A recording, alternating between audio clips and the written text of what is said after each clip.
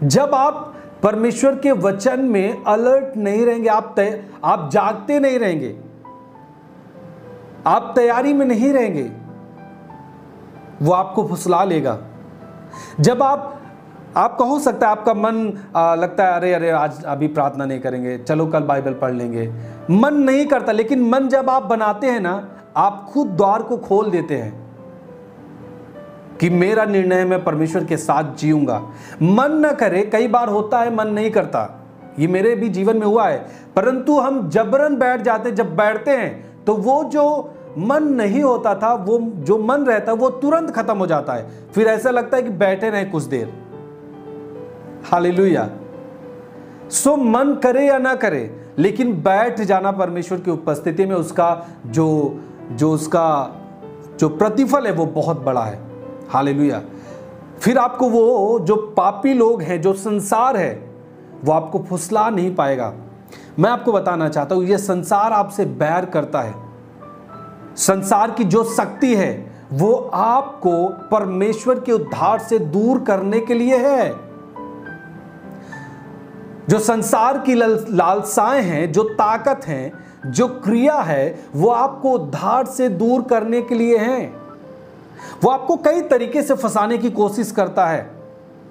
कई बार ऐसा होता है, देख तू मत बात करना उस लड़की से, मैं केवल बात करता हूं, तू मेरे साथ केवल रहे, तू उसमें कुछ मत करना, तू मेरे साथ केवल रहे, तू तो मेरा दोस्त है। आप नहीं समझ पा रहे हैं, आपको लगता है मैं तो नहीं करूंगा पाप, मैं तो केवल अपने दोस्त के साथ हूं, परंतु आप फंस जाते हैं आने वाले दिनों में। ये आपको शैतान आपको ये फुसलाता है और आप उसकी बात में सहमति को जता देते हैं और आप फंस जाते हैं। हालेलुया। आप सोचेंगे अरे ये तो मेरा दोस्त था, वो कैसे शैतान कैसे फंसा लिया। मैं आपको बताना चाहता हूं, आप जब बाइबल पढ़ते हैं, जब परमेश्वर ने सृष्टि की रचना की और परमेश्वर ने अदन की वाटिका को बनाया, आदम और हवा को उस अदन की वाटिका में रखा, और बाइबल कहता है परमेश्वर उससे मिलने के लिए आता था। और परमेश्वर की जो चाहत थी वो ये थी कि मैं मनुष्य को अपने स्वरूप में बनाऊंगा, वो मेरे साथ संगति करेगा, मेरे साथ समय बिताएगा। परमेश्वर अपने साथ के लिए, संगति के लिए उसने मनुष्य को बनाया था। बहुत खुश थे आदम और हवा, वो परमेश्वर से बातें करते थे, उसके अदन की वाटिका में थे, बहुत खुश थे।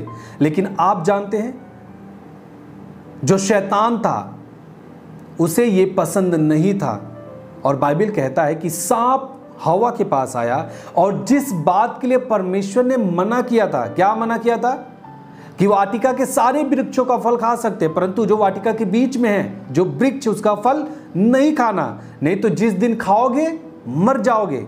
परंतु बाइबल कहता है जो शैतान था वो सांप के अंदर से हवा से बात किया, और जिस बात को परमेश्वर ने मना किया था उसी बात को उसने कराया और उसे फुसलाया, उसे लुभाया। देख कितना अच्छा फल है। और परमेश्वर खुद जानता है कि जब तू उसे खाएगी तो परमेश्वर के तुल्य हो जाएगी। और उसने देखा कि फल बहुत ही अच्छा है, देखने में मनभाऊ है, बहुत ही स्वादिष्ट होगा, और मैं परमेश्वर के समान हो जाऊंगा। और बाइबल कहता है वो फल को खाई और अपने पति आदम को भी खिलाई, और दोनों पाप में आए, और जो कुछ परमेश्वर के द्वारा उन्हें मिला था सब छीन लिया गया। और बाइबल कहता है कि परमेश्वर ने उसे, उन दोनों को अदन की वाटिका से बाहर कर दिया।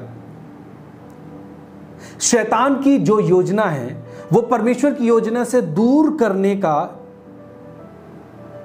प्रयास करता है। उसकी जो सारी योजनाएं हमारे लिए हैं वो इसलिए है ताकि आपको परमेश्वर की योजना से अलग कर दे, परमेश्वर की आशीषों से अलग कर दे।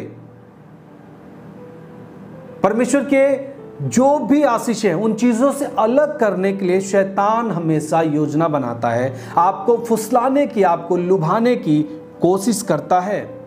हालेलुया।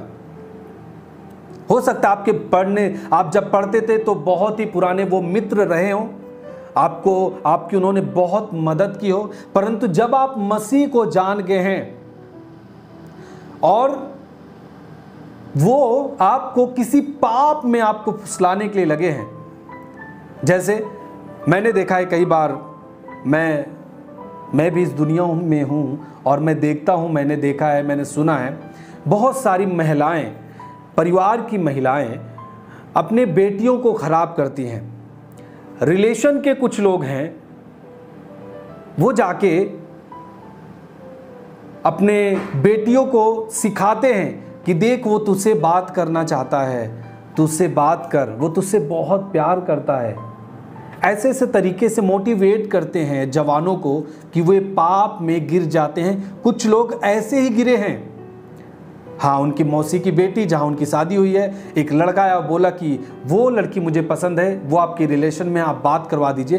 तो वो आपका प्रयास करती है आपके साथ बात करवाने के लिए, और आप मसीह में हैं, परंतु आप ध्यान नहीं देते, आप प्रार्थना को करते नहीं, आप बाइबल को पढ़ते नहीं, आप नहीं जानते कि किस तरीके से शैतान आपको फंसाने का प्रयास करता है, आप समझ नहीं पाते और आप उसकी चाल में फंस जाते हैं।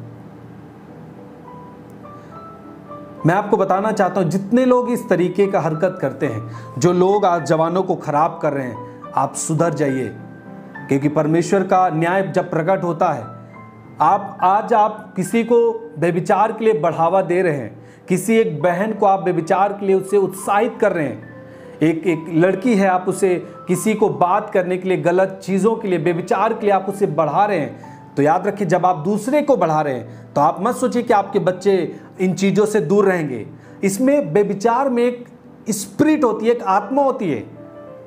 जब आप इन चीज़ों को कर रहे हैं, वो आपके घर में भी नियंत्रण करेगा। आप सोचेंगे कि मैं तो वो एक बात करना चाहता है, मैं तो केवल बात करा रही हूँ, मुझसे इससे क्या लेना देना है, मैं थोड़ी कुछ कर रही हूँ, मैं तो केवल बात करा रही हूँ, ना मेरे बच्चों का इसमें कसूर है, मैं इसमें कुछ नहीं कर रही, केवल बात करा रही हूँ, मैं इसमें पाप नहीं कर रही हूँ। यदि आप मसीह हैं, आप ऐसा सोचते हैं कि मैं तो केवल बात करा रही हूँ, मेरा इसमें कुछ नहीं है, मैं पाप नहीं करूँगी, मैं पाप नहीं करूँगा, परंतु आप किसी का जीवन खराब कर रहे हैं। आप उस पाप को बढ़ा रहे हैं, जिस पाप को परमेश्वर नाश करने के लिए आया है, आप उस पाप को बढ़ा रहे हैं। आपका प्रतिफल क्या होगा? आपके बच्चों में भी वही गुण आएगा, तब आपको समझ में आएगा बाद में। हालेलुया। आप परमेश्वर से खुद दूर हो रहे हैं, आप परमेश्वर की आशीषों को अपने घर से खुद ही दूर कर रहे हैं। किसी भी प्रकार के लुभाने वाली बातों में ना आए, सावधान रहें अपने जीवन में, बहुत ही जरूरी है। हालेलुया। संसार आपसे बैर करता है, इसीलिए बाइबल कहता है संसार से परमेश्वर ने आपको चुना है और वो आपसे बैर करता है। और एक बैरी वो चाहता नहीं कि अगला व्यक्ति खुश रहे, आनंदित रहे, आशीषों में चले। हालेलुया। मैं आपको बता रहा हूं, जब आपके अंदर उत्साह कम होने लगे और आप बाइबल पढ़ना बंद कर दें, प्रार्थना करना बंद कर दें, संगति आपको अच्छी ना लगे, ऑनलाइन मीटिंग भी अटेंड करना आपको अच्छा ना लगे, आप समझ लेना आप संसार के पाप में आप सहमति हो चुके हैं। आपके ऊपर कोई शक्ति काम करने लगी है, दुष्टात्माओं की शक्ति, उसका प्रभाव आपके जीवन में आ चुका है। मैं आपको बता रहा हूं, यदि आपको ऐसे कई महीने हो चुके, 1 महीने हो गए, 1.5 महीने हो गए, आपको प्रार्थना करना अच्छा नहीं लगता, वचन पढ़ना अच्छा नहीं लगता, मैं आपको बता रहा हूं, आज ही आप प्रार्थना में बैठना, बाइबल को पढ़ना, बोलना परमेश्वर मैं आपका पुत्र हूं, मैं आपके साथ रहना चाहता हूं, मेरा जीवन आपके लिए समर्पित है।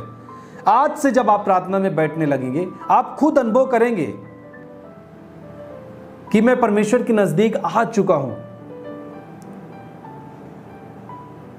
नहीं तो धीरे धीरे वो शैतान आपको नाश के रास्ते पे लेके जाएगा। बहुत सारे लोग हिम्मत तोड़ देते हैं, सेवा करना बंद कर देते हैं, वॉलंटियर्स की सेवा, आप सेवा देना बंद कर देते हैं, बोलते नहीं अब मुझे अच्छा नहीं लगता, अब मैं नहीं आऊंगा।